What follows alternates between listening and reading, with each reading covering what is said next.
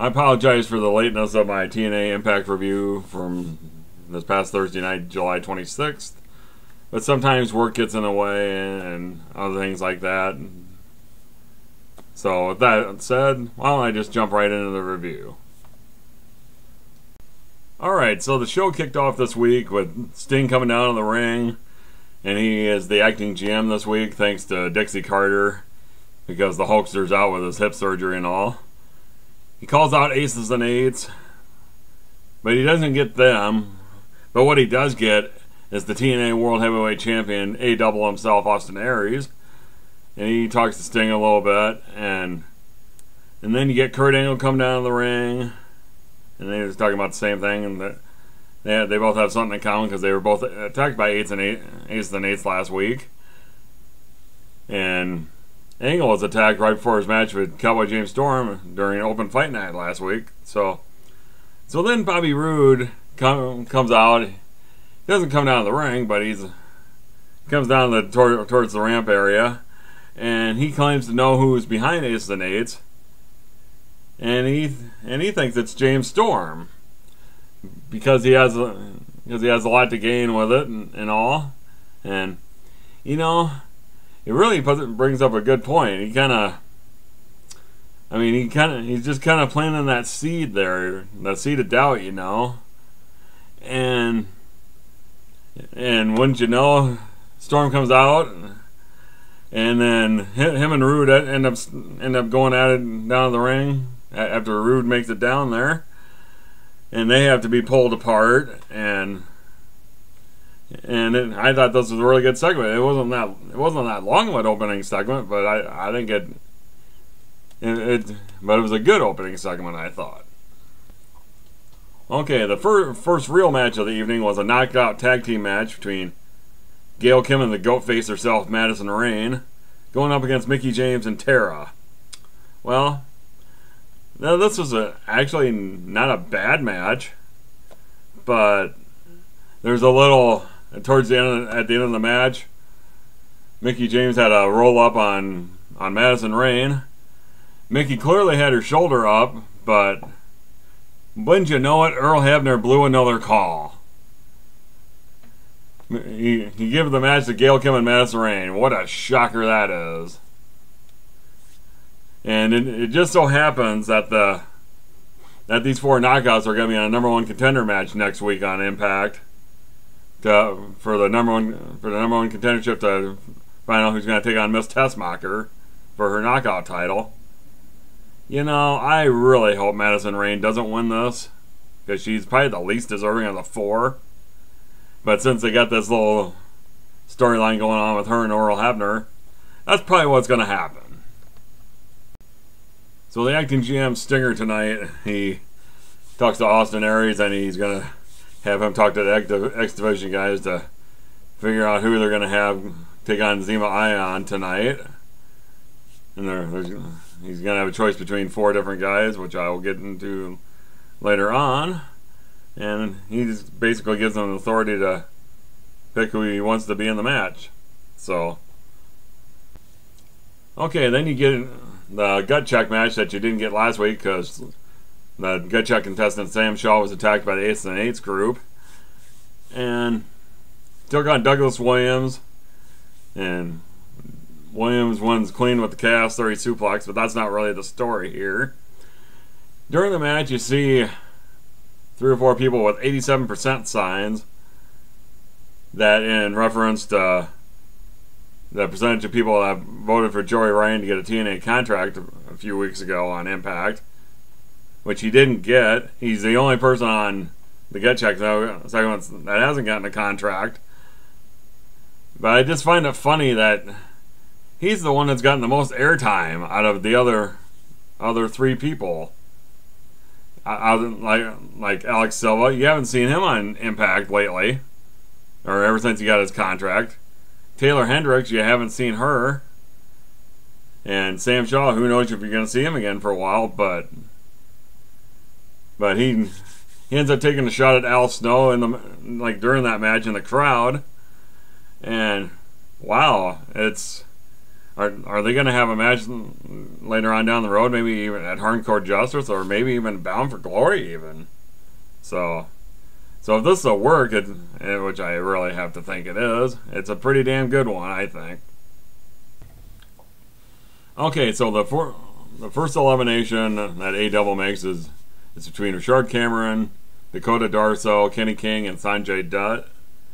The first elimination goes to Rashard Cameron, and to me, he kind of looks like Buckwheat's grandson. I mean, I'm just saying here, but that's kind of what I think about that. Okay, then you got the debut of Chavo Guerrero Jr. on TNA Impact.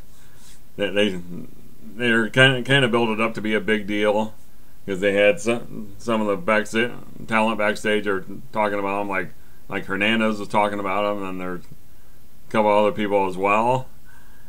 And if you do watch the Rank and King promotion from India, that's where he has been recently. He puts over the talent as being really hungry. And then you get a interruption there by Kid Cash and Gunner.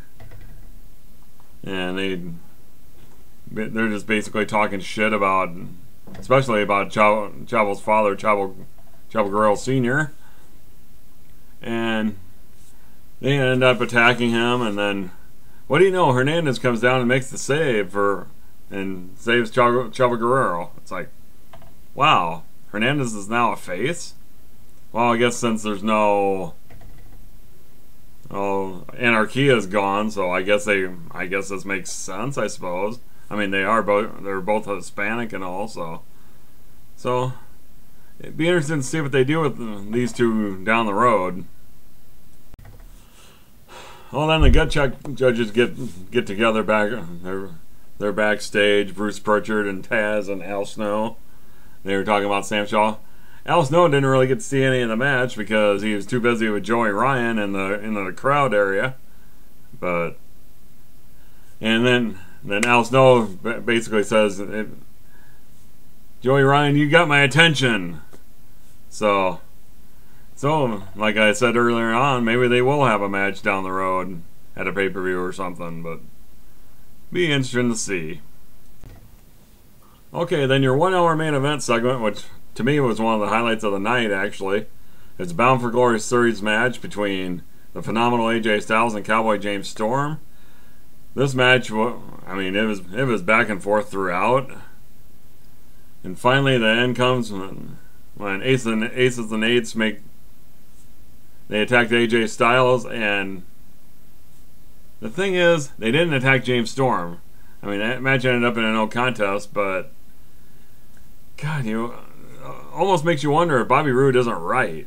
I mean, they're trying to, like I said earlier, they're trying to plant that seed that James Storm really could be behind this, and yeah, I think it'd be interesting to see how this turns out, even though it's another faction, it's another thing like Immortal, it's another thing like Main Event Mafia, you know. It seems like they're overshadowing the whole show. Then finally you get the decision on Sam Shaw, and will he get a TNA contract? Well, Al Snow says no. I mean, granted he didn't have much to go on in this match, but he hasn't said yes to any of them yet, so this is not totally unexpected. And then come up to Bruce Pritchard, and he says yes.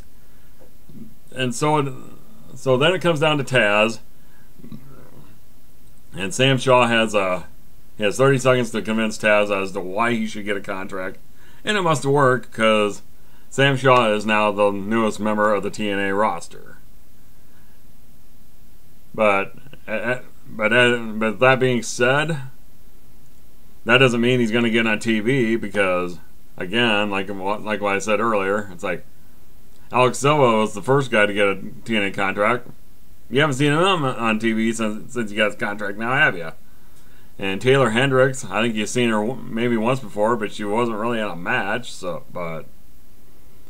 who knows when you're going to see her again? So.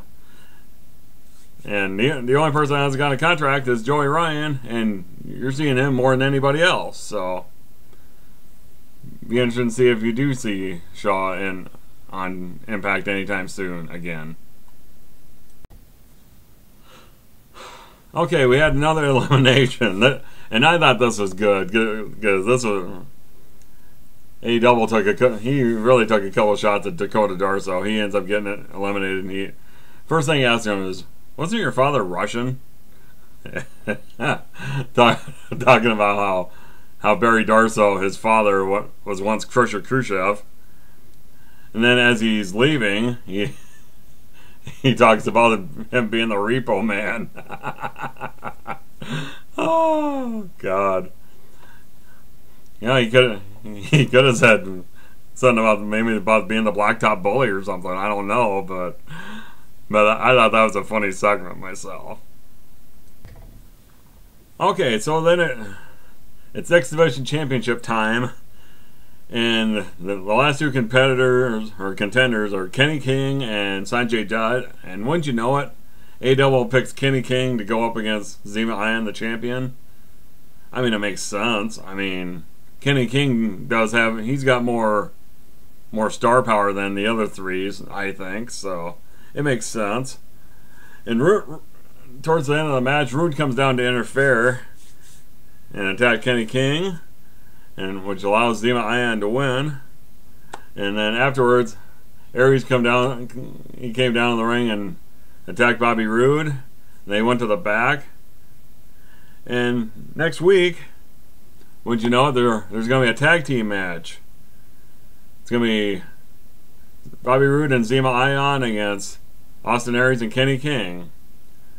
It's a good way to incorporate your X Division by maybe your top two X Division guys into a big spot like this.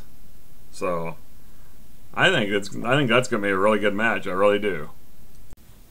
Okay, then you got your main event, which is Bully Ray against Kurt Angle, and this is another great match. And this is about how it should be. Your 1 hour main event should be really strong, and your main event should be strong, and they both were this week. I mean, this match is back and forth throughout also. And Kurt Angle ended up getting the win after hitting a second angle slam onto Bully Ray. And he got the win, he got the 7 points. Then he gets attacked by Aces and Eights afterwards again. And Bully Ray was nowhere to be found after the match. Then AJ and Aries and Sting came down to help out. And then Storm ends up coming down, and then after a little bit, and then Ace and Eights leave, and I mean they don't want to deal with not Bobby Roode, but James Storm. So, which then Aries and Sting and Angle, they start questioning James Storm about why aren't they attacking you? It's like, and again, they're just planting that seed of doubt that maybe James Storm is behind this.